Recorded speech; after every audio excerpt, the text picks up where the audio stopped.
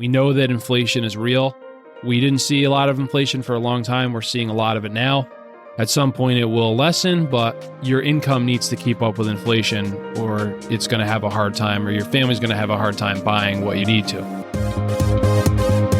Are you ready for a successful retirement? We're addressing the topics facing today's retirees. Welcome to Retire with Ryan. Now here's your host, Ryan Morrissey.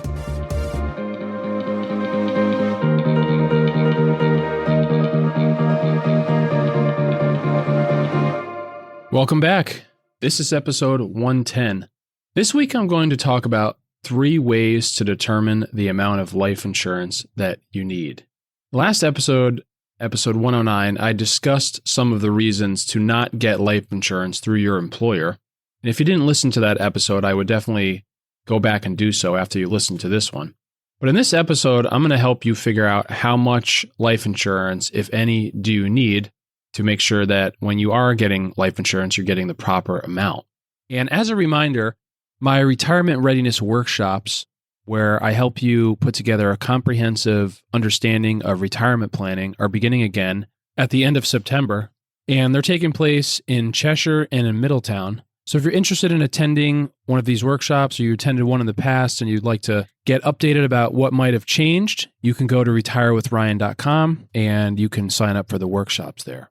So death is certainly not something that any of us want to think about, but just like taxes, it is a certainty. And it is important to make sure that you're taking care of your family in the event that you predecease them. And to understand how much life insurance you would need, there's a few different methods that you can use, and there's probably more than the 3 that I'm going to mention, but I'm going to focus on 3 methods to give you a good understanding of how much life insurance that you should have. So let's start with option 1. I'll start with the easiest first and then move on to the more complicated, but also the most comprehensive. So option 1, you would multiply your income by 10. This is very easy to figure out. Let's just say that you earn $100,000 per year. You multiply that times 10. That gives you $1 million. That's how much life insurance you should have. It's relatively easy to figure out, but it doesn't take into account any other assets or income that your family might receive if you were to predecease them. It also doesn't take into account any other changes in your expenses that might occur. So let's then move into option 2. Similar to option 1, you'd also multiply your income by 10, but you'd add money on top of that if you have any minor children who are yet to attend college. Let's just assume that it costs $100,000 per child for college right now. You could even use a higher amount, maybe use $150,000. So you'd add that to that number. So back to our previous example, you earn $100,000 a year, times 10 is $1 million. Using $100,000 per child, you have 2 children who are yet to attend college. You probably want to have about $1.2 million of life insurance. But again, as I mentioned before, this doesn't take into account any assets, retirement accounts, investments that you would leave to your family in the event that you predecease them. So that brings us to option 3, which I think is the best and most comprehensive. And this would be where you put together a snapshot of where you are financially. And the first part of that would be to get a handle on what your family's household expenses are. So putting together a budget, maybe you're already using a budget. What does it cost your family to pay their bills and to operate your household right now? So that's step 1. And as part of that, then you'd increase or decrease your expenses, assuming you're no longer there. Maybe if you're the big spender in the relationship, you tend to have more expenses and you're not here, then some of those expenses would go away. But if you have minor children and, your household's going forward as a one-parent household, it can be very difficult to take care of children. So maybe then your remaining spouse would need to hire some type of help, maybe, part-time or full-time. So you'd want to quantify what that change would be. So once you know what those expenses are, you'll now need to inflate them for taxes. Now, life insurance, when you receive it, is tax-free, but you'll need to take those proceeds and invest that money so that you can live off of it And almost all investments you can choose, you're going to pay some type of federal and state tax.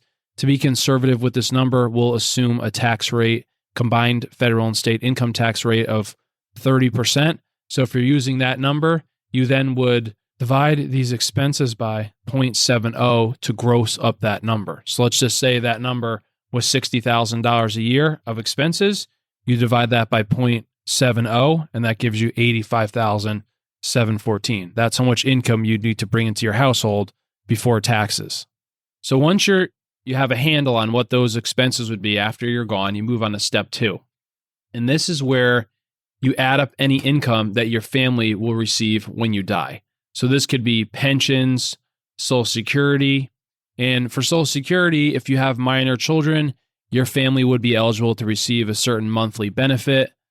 And so you'd want to account for that if you're in a situation where you have minor children. If you're retired and your spouse would then take over your Social Security benefit, then you would account for that income coming into your household.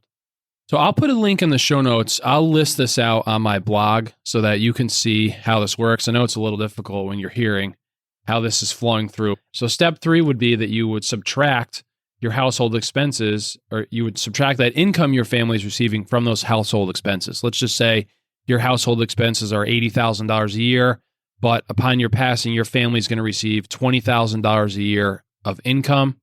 You multiply that times 0.7. You then subtract that from the $80,000 of expenses. So now that you know what these expenses are, you need to have money that you can turn into income.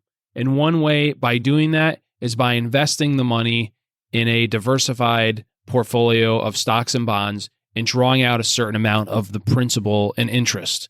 And I've talked about this in other podcasts when we talk about creating income for retirement, but the same thing could be done if you have someone who loses their spouse at a young age or at any age. And so you would then take that annual expense and you divide that by 0.04. So let's just say, for example, your family would need $60,000 a year of income.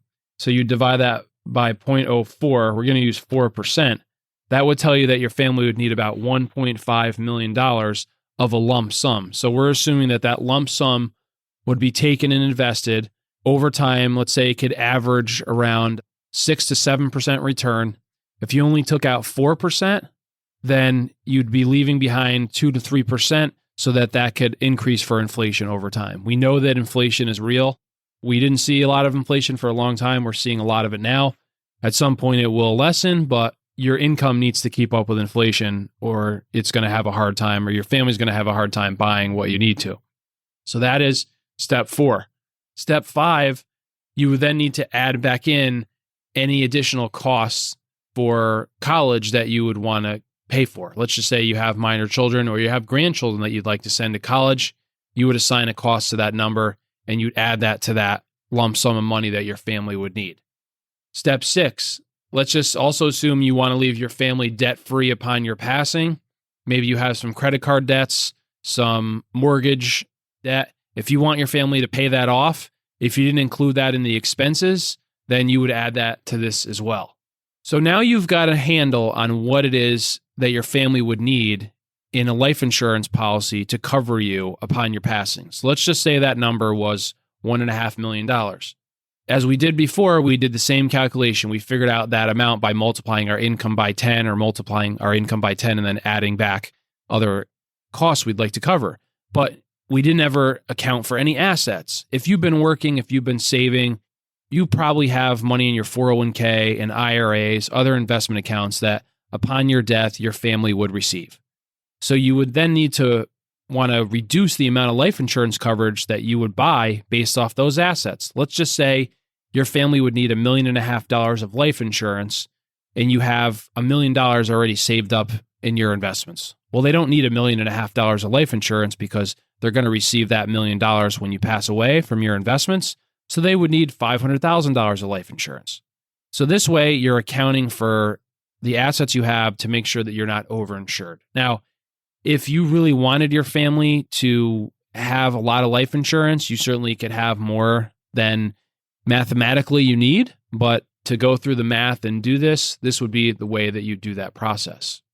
So step 7 is adding up all these investments that you have, subtracting them from step 6, and now you've got a good handle on what you need.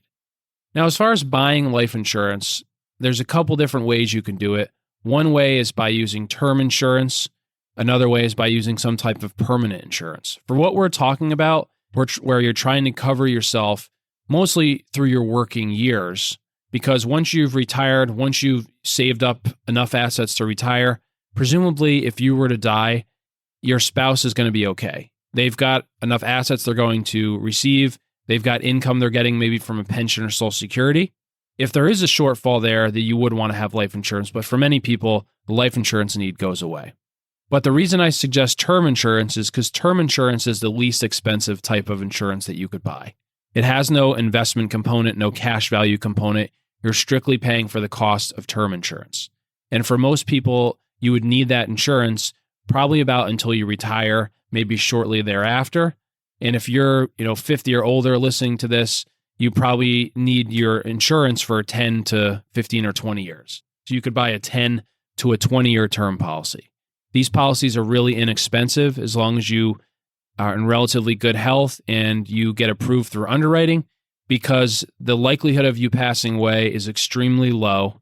And the insurance companies know this from hundreds of years of data, so they don't charge you a lot for this. This might be, $50 a month, $100, $150 a month, depending on how much coverage you need, but it's very affordable. So that would be the way to go. And then if you did need it for, let's say, 15 or 20 years, you could just buy one policy for that amount that would cover you for 20 years.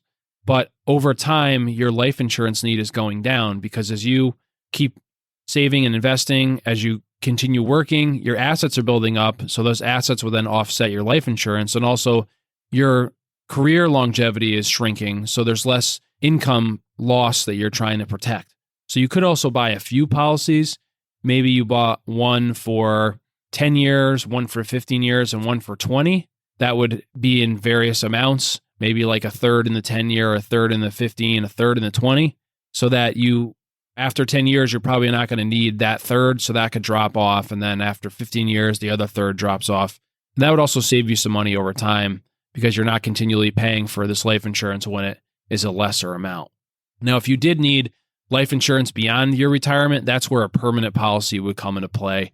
Because with these permanent policies, as long as you pay the premium and the policy was set up properly, they're usually guaranteed policies, which means they're guaranteed to last as long as you could live. So if you live to 100 years old, the policy would cover you up until that point. They're going to be more expensive because the insurance company knows they're going to have to pay you no matter what. Whereas with the term policy, there's majority of people that buy term policies don't ever use them, thankfully, right? We live well beyond the term, but the permanent, they do. So you're going to have to pay more for that. So I hope this episode was helpful on 3 ways to help you determine the amount of life insurance that you need. I always appreciate my listeners. And if you're enjoying these podcasts, I would very much appreciate you going to Apple Podcasts. Apple Podcasts is the only podcast app where you can leave a review. So if you could search Retire with Ryan on your iPhone, or just go on any computer and go on Apple Music and then search for my podcast and leaving me a review. If you think it's worth your time, a 5-star review would be greatly appreciated. And if you have a story or a comment as far as how this podcast has helped you plan for your retirement, I would also appreciate that as well. Have a great week, and I look forward to talking to you next Wednesday. Take care. You should consult a financial advisor familiar with your specific circumstances before you make any financial decisions. Nothing in this broadcast constitutes a solicitation for the sale or purchase of any securities. Any mention of rates of return are historical or hypothetical in nature and are not a guarantee of future returns. Ryan Morrissey, CFP, is an investment advisor representative of Morrissey Wealth Management, LLC, a registered investment advisor.